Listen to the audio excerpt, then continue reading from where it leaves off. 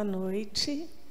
Sejam bem-vindos, caros amigos, irmãos, que compartilham conosco esses momentos de reflexão proporcionado pelo Centro Espírita Fraternidade, no nosso espaço virtual, tendo em vista ainda a nossa dificuldade em poder abrigar todos aqui de forma física. Que Jesus nos abençoe, esteja conosco neste momento, onde optamos por fazer uma pequena reflexão baseada no Evangelho de Jesus, numa mensagem também de Emmanuel a respeito da tolerância. Tolerância que temos sido convidados a provar durante este 1 ano e quase 6 meses que temos estado nesses momentos difíceis que temos vivido. Assim, então, convidamos a todos vocês a analisarem comigo o que seria, na verdade, de uma forma bem suave, a palavra tolerância. Ela começa exatamente baseada na diferença. Porque a tolerância nos convida ao entendimento de que todos somos diferentes. E aí, então, a gente vem com vários conceitos. As nossas diferenças, elas se completam, formando o todo e nos tornamos iguais. Ou seja, chegamos mais uma vez naquela necessidade básica de entendermos que todos somos um. No direito também da nossa individualidade, de ser quem é, de trilhar o nosso próprio caminho, de ser aceito e amado incondicionalmente. E também, por outro lado, de compreendermos, aceitarmos e seguir o fluir e o refluir da vida. Porque, na verdade, o nosso Criador tem estado tolerando todas as nossas imperfeições desde o dia que fomos criados. Então, entre vários conceitos que encontramos, achamos que esse vem de encontro ao que pensamos e também ao que Emmanuel traz na sua mensagem. A tolerância, ela é a base do respeito mútuo entre pessoas, comunidades. Respeito, uma nova palavra que com certeza vai caminhar junto com a tolerância. E ela é essencial para construir uma sociedade mundial unida em torno de valores comuns. A sociedade, quando a gente se reporta aqui, ela envolve também o nosso lar, o nosso trabalho, a via pública, o nosso trabalho na casa onde a gente atua, espírita. Ou seja, é importantíssimo que tenhamos esse conhecimento de que a tolerância envolve respeito. E aí, então, no Evangelho de Mateus, nós encontramos um suporte muito interessante e reflexivo, quando ele diz: porque eu vos digo que, se a vossa justiça não for mais abundante do que a dos escribas e dos fariseus, não entrareis no reino dos céus. Isso aí está em Mateus, capítulo 5, versículo 20. Ou seja, nós então já temos aqui, acoplados com a palavra tolerância, o respeito e a justiça.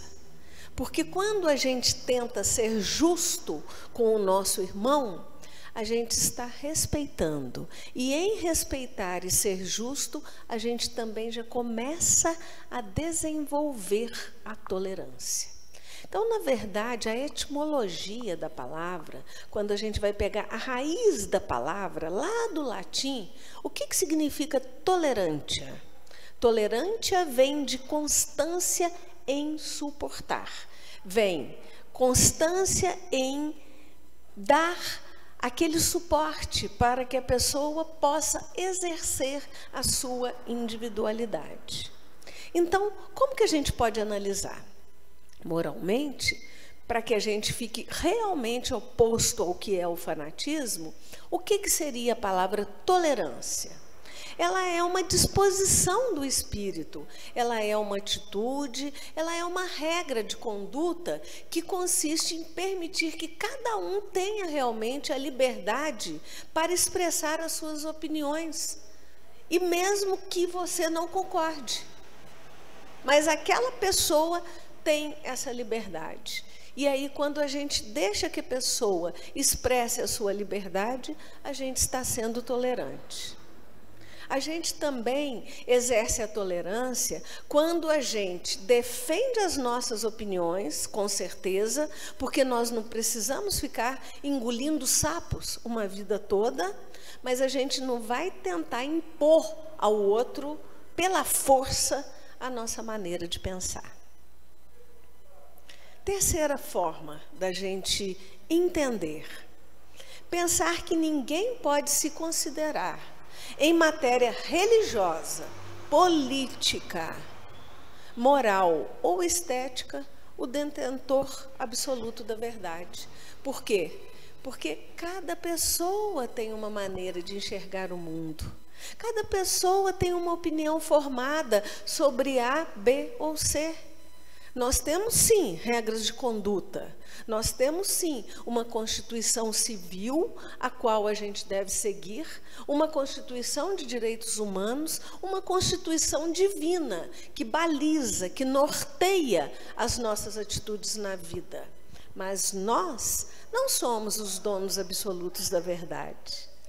Então, enquanto espíritas, a gente, seguindo o exemplo do nosso codificador, Allan Kardec, ele utilizou o termo tolerância, e isso está publicado tanto em obras póstumas quanto na Revista Espírita, se não me engano, de fevereiro ou de janeiro de 1869, ele utilizou a palavra tolerância junto às palavras trabalho e solidariedade, como alicerces principais para o desenvolvimento da nossa doutrina, da doutrina espírita. Então, quando ele desfraldou a bandeira trabalho, solidariedade e tolerância, o que ele convidou para a gente? O que recado que ele quis dar?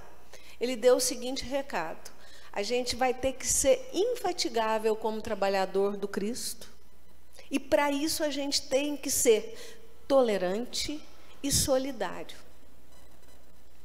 Porque nós precisamos entender que a partir do momento que a gente abraça essa causa, que a gente levanta essa bandeira de trabalho, solidariedade e tolerância, proposta por Allan Kardec, a gente precisa aceitar o nosso irmão, com todas as suas dificuldades e pendências que de repente não cheguem ao nosso encontro. Então ele disse: tentem avançar, mas com segurança e certeza, ao invés de rapidez. E então, os nossos esforços imensos não serão infrutíferos. E a gente, sabendo de todas as lutas, de todas as batalhas que a gente vai precisar de travar para, inicialmente, a nossa evolução e para levar o Evangelho e os exemplos da doutrina, que a gente possa cumprir o nosso próprio dever, deixando de lado as nossas questões pessoais, porque o nosso objetivo, enquanto cristãos, enquanto espíritas, é o bem geral. E aí, então, trazendo um pouco para os dias que a gente tem vivido, a gente tem recebido inúmeros alertas já faz um bom tempo sobre a era atual, sobre essa fase de transição que temos passado, e essa transição que tem sido dolorosa, marcada por padecimentos coletivos pesados, grandes padecimentos. Por esse motivo, muitas transformações materiais e morais devem ocorrer, muito sofrimento e muita dor para todos. Indiscutivelmente, sabemos que hoje contamos com 500 mil vidas que já foram ceifadas por essa pandemia. Mas, ainda assim, Nós precisamos ter o entendimento de que, apesar da luta, do momento terrível da transição, da dificuldade pela qual a gente vem passando, a gente precisa trabalhar para manter viva a chama da fé expectante.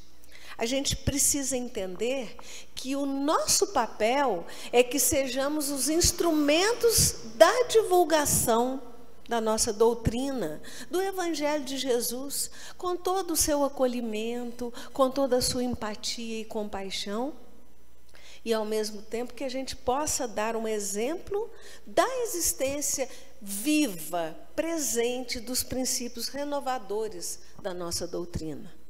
Aí muita gente às vezes questiona e fala: nossa, mas as pessoas não estão tomando jeito. A gente espera, né, que diante de tanta luta, diante de tanto sofrimento, que haja uma profunda modificação no caráter daquele que sofre, na forma de agir, nos hábitos, nos costumes das pessoas e das coletividades. Entendendo assim que nas crenças e nas filosofias de vidas, atualmente, antes mesmo dessa situação tão pesada que a gente tem vivido, havia uma influência muito negativa da sociedade atual. E agora que temos sido convidados a repensar os nossos hábitos, as nossas atitudes, a nossa maneira de enxergar o nosso próximo, a nossa forma de exercer a tolerância, no seu sentido exato da palavra, será que nós temos conseguido tirar nota 10 nesse quesito? Por quê? A espiritualidade tem deixado claro. E aí eu achei essa figurinha aqui muito bonitinha.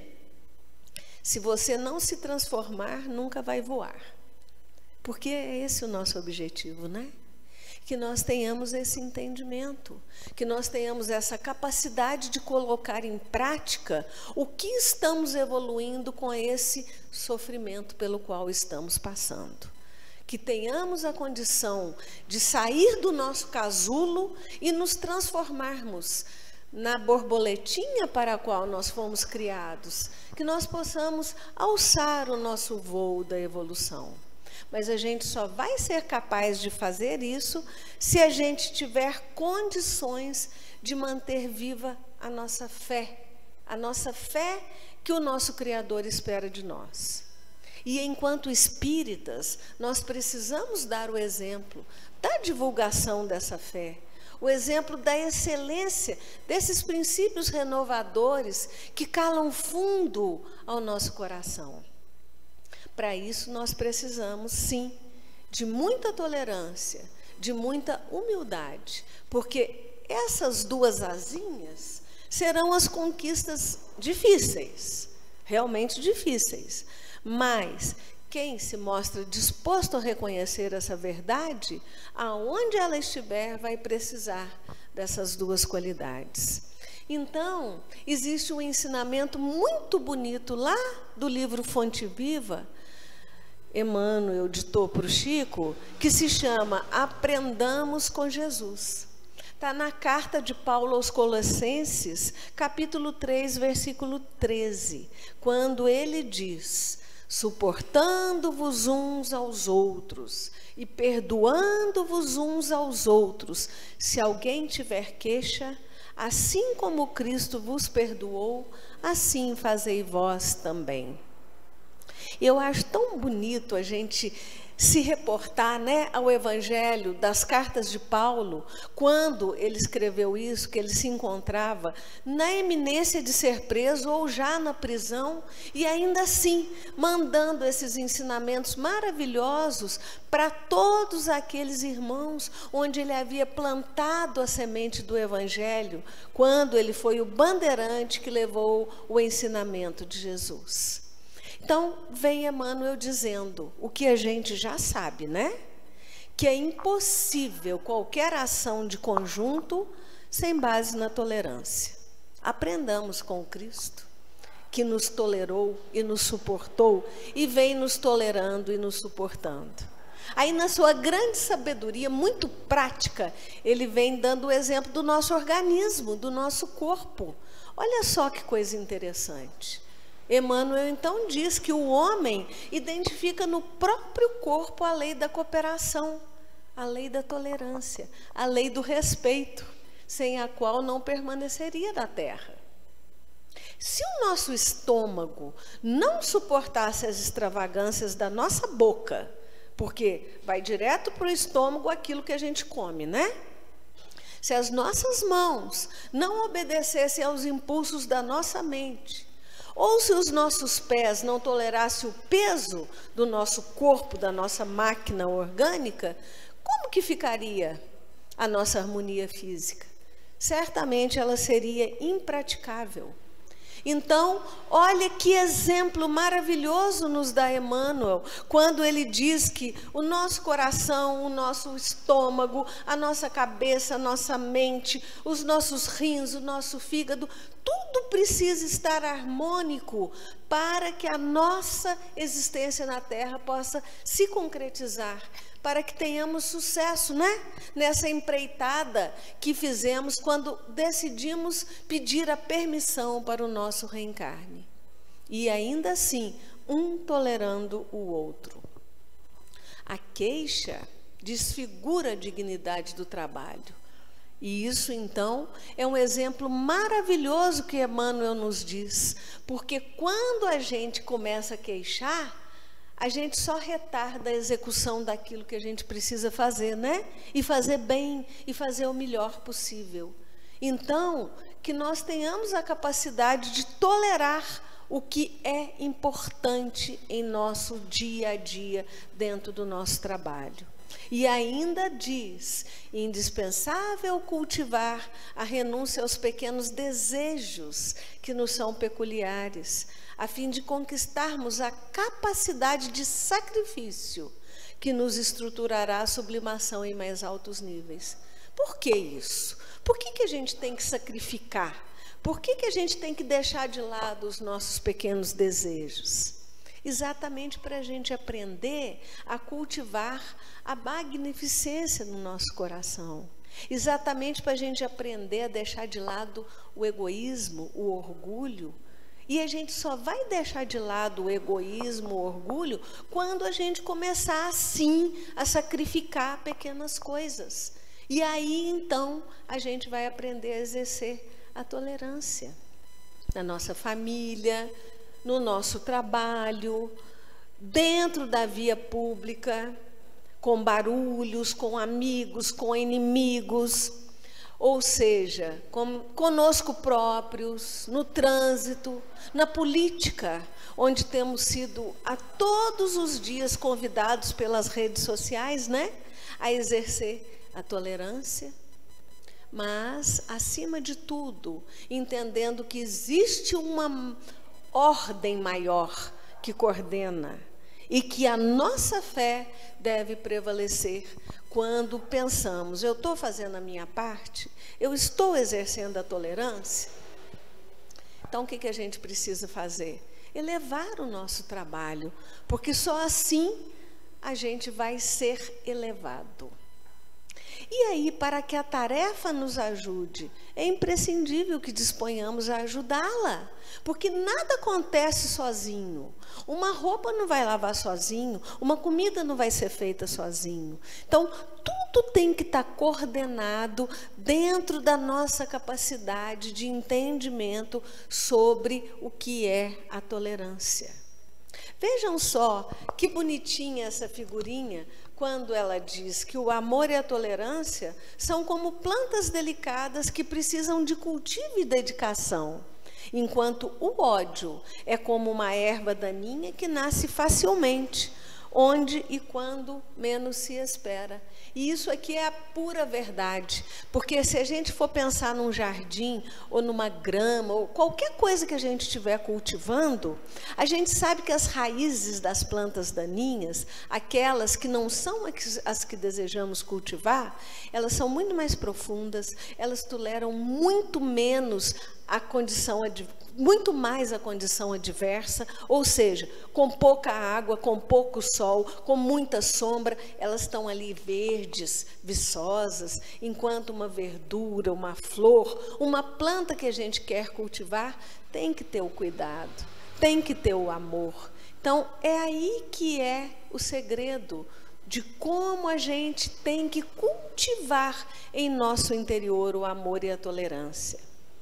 Mais uma vez, então, podemos reportar ao exemplo da nossa realidade virtual atual das mídias sociais. Porque quando a gente vê um discurso de ódio, um discurso de intolerância, ele se alastra igual um rastilho de pólvora. Mas o discurso do amor, o discurso da tolerância, ele tem sido, às vezes, esquecido. Que sejamos capazes de seguir os ensinamentos do nosso mestre, quando ele nos diz que ele, o supremo orientador das equipes do serviço cristão, ele é o coordenador de tudo e ele pede que tenhamos tolerância. Então, que possamos colocar em prática a nossa oportunidade de fazer algo valioso dentro de qualquer lugar onde estejamos atuando e quando somos cobrados com exemplos da tolerância. E aí, então, qual que é a senha? Qual que é a palavra-chave? Que a gente tenha respeito, que a gente tenha justiça, que a gente tenha capacidade de entendimento e que nós tenhamos a condição de esquecer todo o mal, porque quando a gente esquece o mal, a gente consegue construir o bem que está ao nosso alcance. Então, para a gente agir de acordo dentro dessas normas, é imperioso que a gente suporte a cada um como irmãos, que a gente tolere, que a gente tenha entendimento e pare de reclamar e de queixar. Por quê? Porque aprendendo com o Senhor, que nos tem tolerado infinitamente. Porque diante de nossas imperfeições, de nossas mágoas, de nossas mazelas, o único que nos tolera sem nunca reclamar e sempre com um sorriso e com um acolhimento é o nosso Criador, é o nosso Mestre. Então, como Ele é o nosso guia, é o nosso modelo, que nós tenhamos essa capacidade de segui-lo efetivamente, esquecendo assim que não precisamos, que não estamos aqui nesse planeta, nessa oportunidade de encarnação para cultivar o mal. Que deixemos o mal de lado, que cultivemos o bem, que entendamos que, acima de tudo, o maior exemplo tem nos tolerado, tem nos suportado e tem estado conosco neste acolhimento. Será que a gente conseguiria fazer um pouquinho do que o nosso grande exemplo faz conosco? Que possamos encerrar essa reflexão desta noite com essa pergunta. Sejamos tolerantes e que Jesus nos abençoe, hoje, agora e sempre. Muita paz.